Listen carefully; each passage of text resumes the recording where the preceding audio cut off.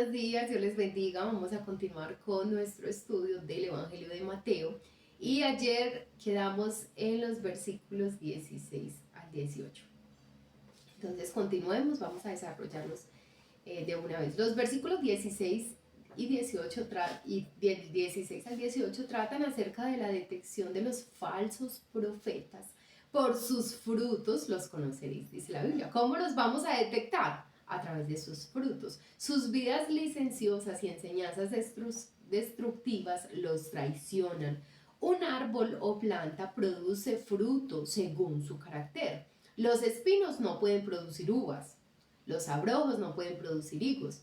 Todo buen árbol produce buenos frutos y el árbol malo produce frutos malos. Este principio es cierto en el mundo natural y en el espiritual. La vida y enseñanza de los que pretenden hablar de parte de Dios debería ser puesta a prueba por la palabra de Dios.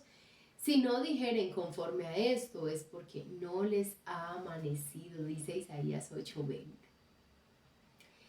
El destino, versículos 19 al 20. El destino de los falsos profetas es ser echado al fuego. La sentencia sobre los falsos maestros y profetas es destrucción repentina, como dice 2 de Pedro 2:1.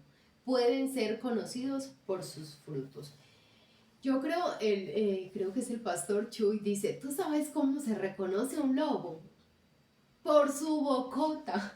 Yo creo que hace referencia al cuento de Caperucita, ¿cierto? Por su bocota es que se reconoce a un lobo. Y tú y yo somos ovejas. La Biblia y el Señor Jesús habló siempre de que su pueblo somos ovejas, ¿cierto? Dice que somos ovejas. ¿Y quiénes persiguen a las ovejas? Los lobos. Entonces, es supremamente importante que tú y yo podamos discernir cuando un lobo habla, sea dentro de la iglesia, perdón, sea dentro de la iglesia o fuera de ella. Tenemos que discernir si este es lobo o este es oveja, cómo habla. Y es acorde lo que esa persona piensa, lo que habla y lo que hace. Se ponen de acuerdo en eso, hay una sinergia en eso, porque si no, hay algo mal, algo está fallando. Entonces tenemos que identificar quiénes son verdaderos hijos de Dios, quiénes son ovejas o quiénes son lobos, porque el lobo viene a destruir la oveja, se la viene a comer, viene a destruir su fe, viene a confundirlo, viene a alejarlo del Señor, viene a alejarlo de la sana enseñanza. Entonces tenemos que tener ese discernimiento. Vamos a leer del versículo 21 al 23 en nuestras Biblias. No todo el que me dice Señor, Señor, entrará en el reino de los cielos. Tú has escuchado a alguien decir, ay, sí, el Señor tan lindo, el Señor me dio esto, no es que el Señor me quiere mucho, es que tú has escuchado a alguien decir Señor. Pues eso no garantiza que esa persona es salva. Eso no garantiza que esa persona, si muere en ese momento, va al cielo. Porque aquí la Biblia está diciendo, si me dicen, el que me diga Señor, Señor, no entrará en el reino de los cielos. Lo importante es que cuando tú veas a alguien confesando al Señor, Señor, Señor, y cómo son sus frutos, y cómo es su vida, ¿cierto? Y así tú y yo identificamos si ese Señor del que está confesando esa persona es nuestro Señor o simplemente es que reconoce que hay alguien mayor que Él y que creó todas las cosas, pero no es su Señor. 21. No todo el que me dice Señor, Señor entrará en el reino de los cielos, sino el que hace la voluntad de mi Padre que está en los cielos. Muchos me dirán en aquel día, Señor, Señor, ¿no profetizamos en tu nombre y en tu nombre echamos fuera demonios y en tu nombre hicimos milagros? Y entonces les declararé, nunca os conocí, apartaos de mí, hacedores de maldad.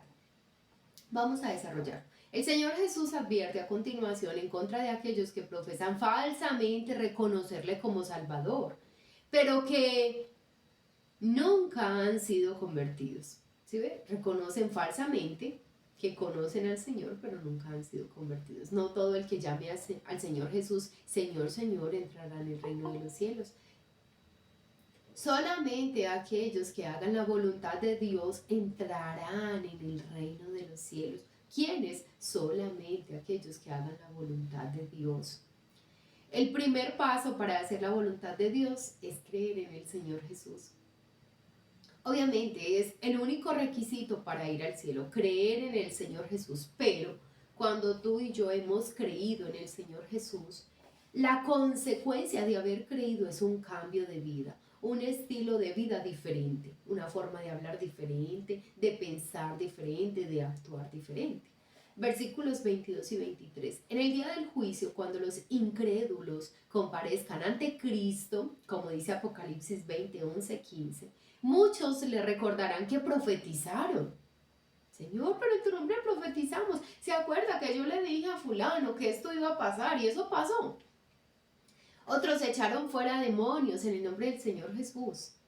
O que hicieron milagros. Señor, yo resucité muertos, ese paralítico se paró de esa silla. No sé, muchas cosas van a poder decir que hicieron en el nombre del Señor Jesús. Y todo ello en su nombre. Todo eso lo hicieron en el nombre del Señor Jesús. Pero esas declaraciones serán en vano. Jesús les dirá claramente que nunca los conoció o reconoció como suyos. Miren,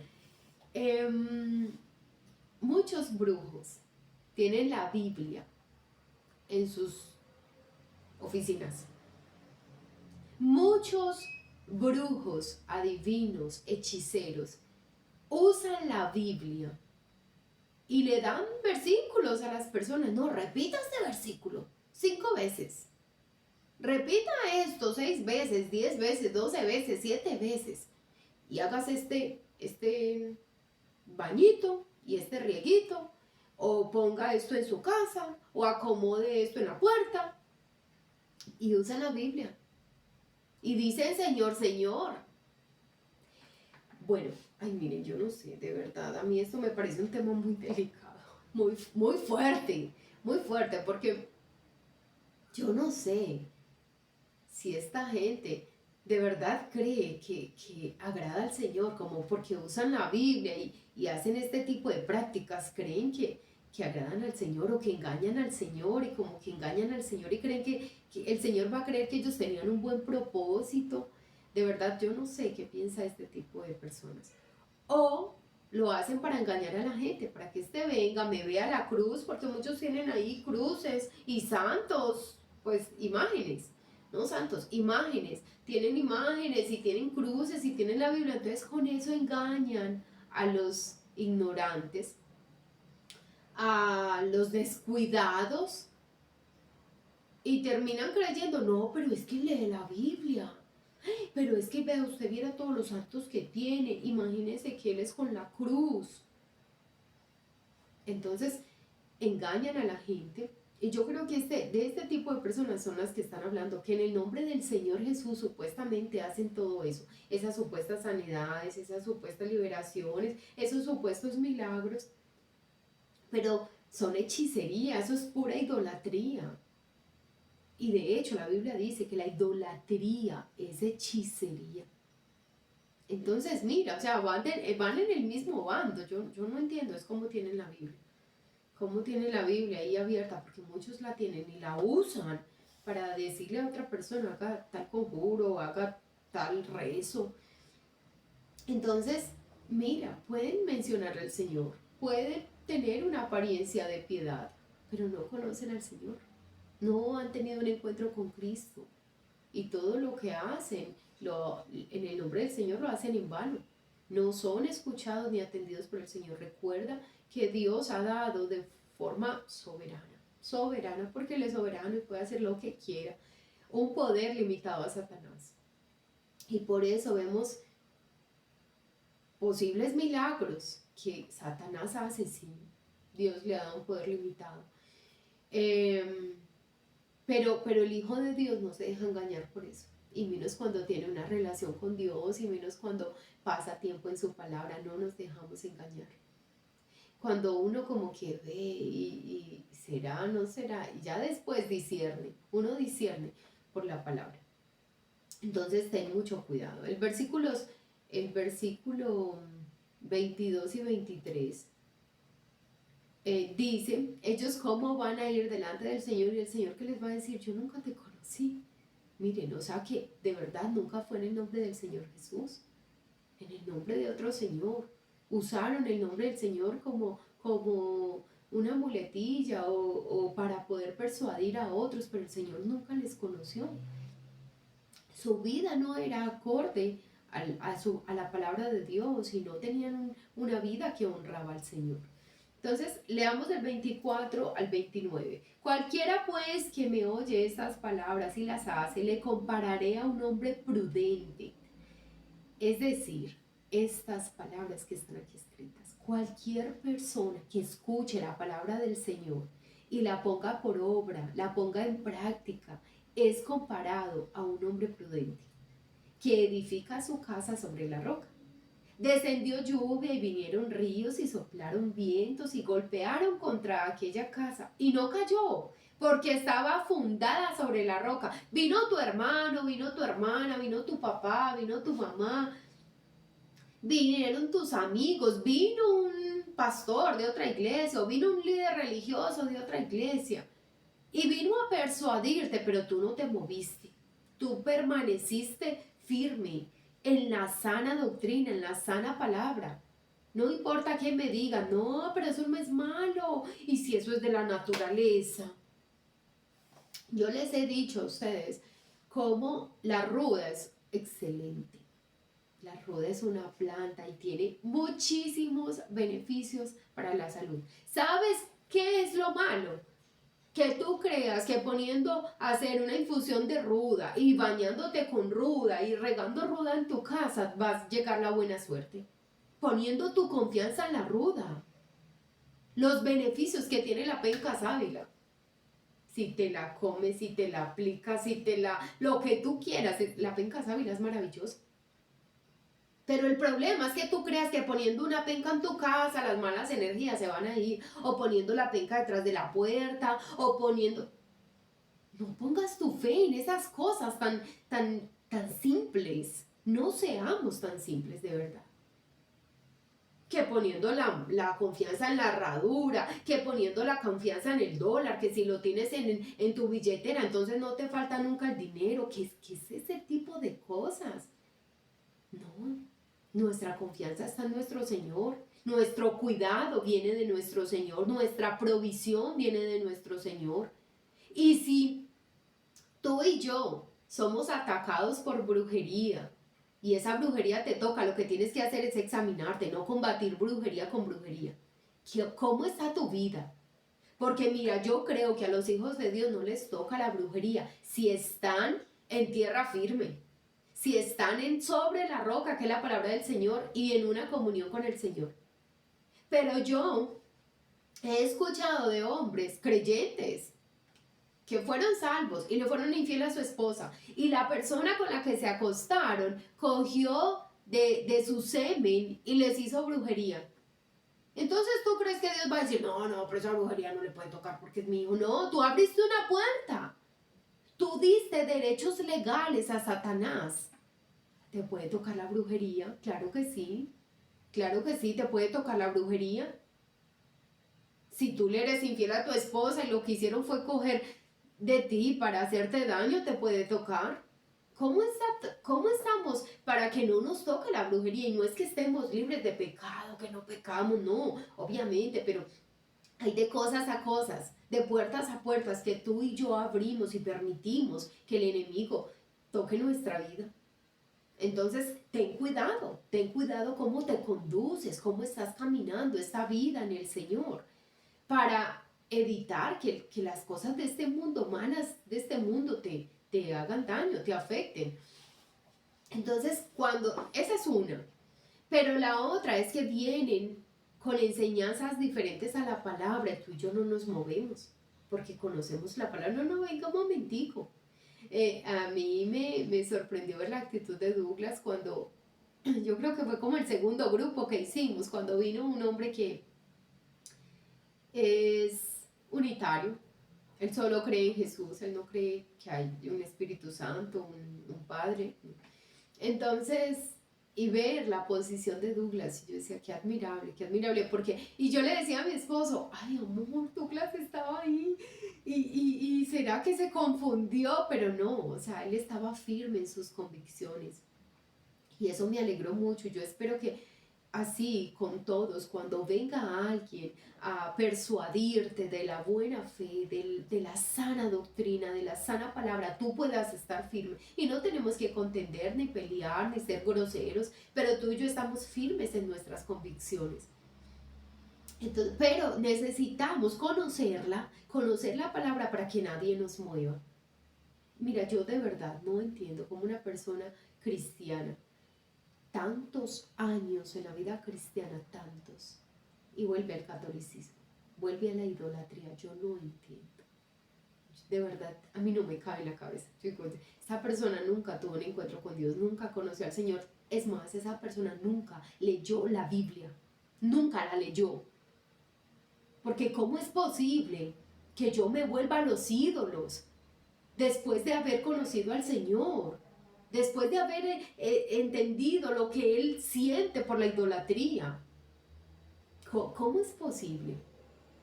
Entonces, tenemos que estar firmes en la sana doctrina, en las enseñanzas de nuestro Señor.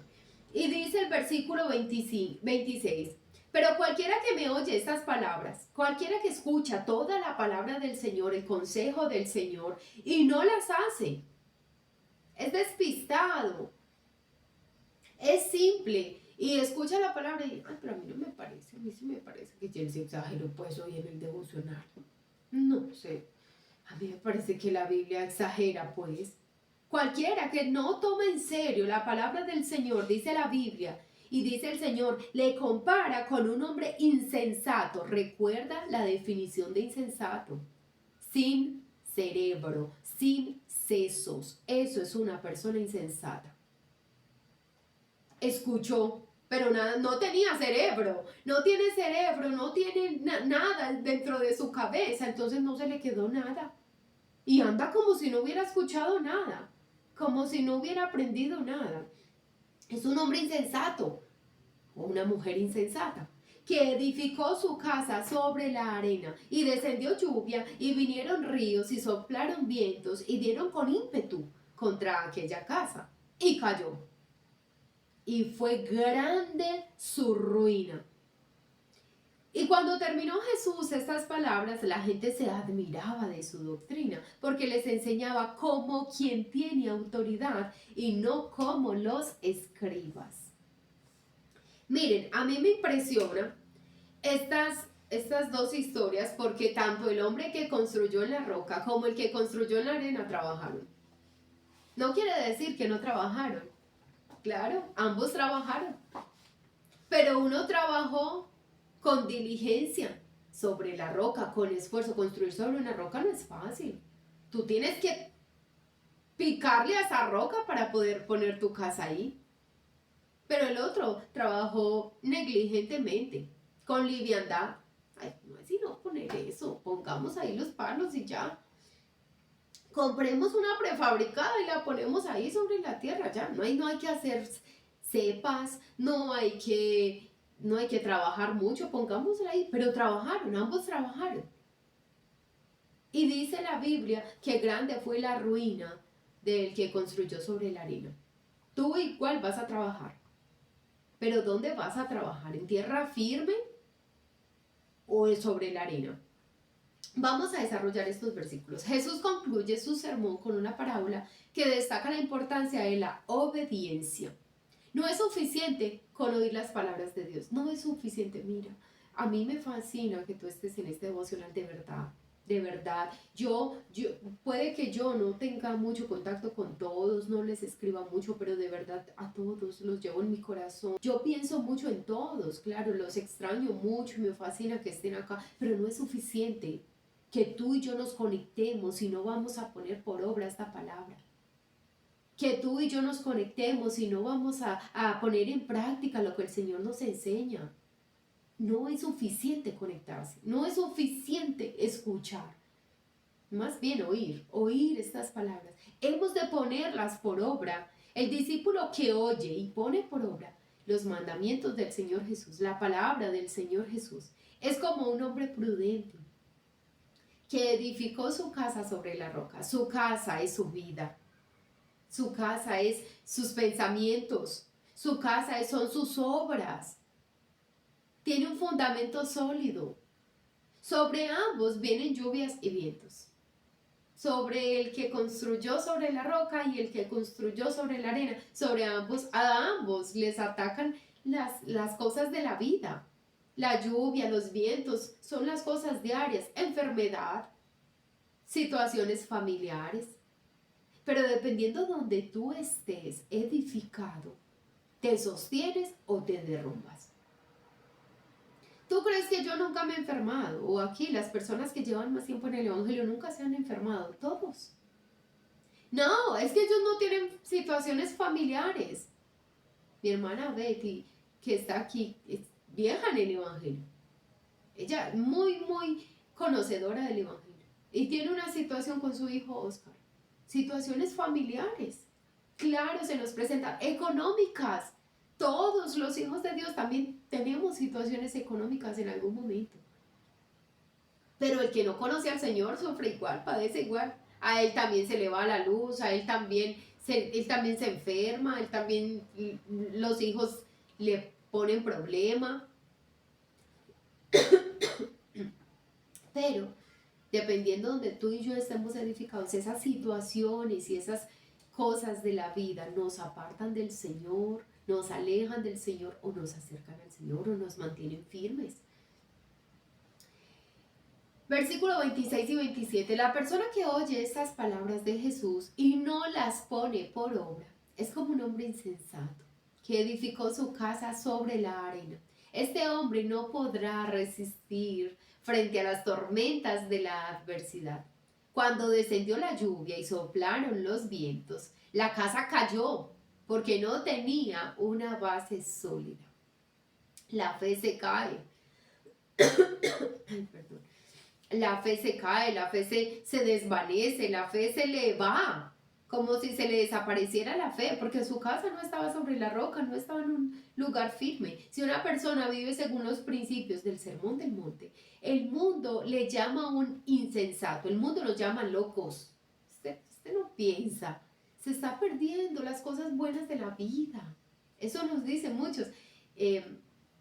Yo no sé dónde escuché, tengo la idea de que escuché en alguna ocasión un joven que quería seguir al Señor y sus padres, creo que era el padre, le decía: hijo, vive primero la vida, estudia, trabaja, conoce personas, vive la vida. Es más, le decía: no te puedes casar virgen, no te puedes casar virgen, hijo, porque tú te imaginas si te casas y ella no te gusta. Tienes que conocer a otras mujeres. De verdad. Y a ese hombre, ¿quién le aseguraba que su hijo, después de hacer todo eso, iba a estar con vida para arrepentirse y conocer al Señor?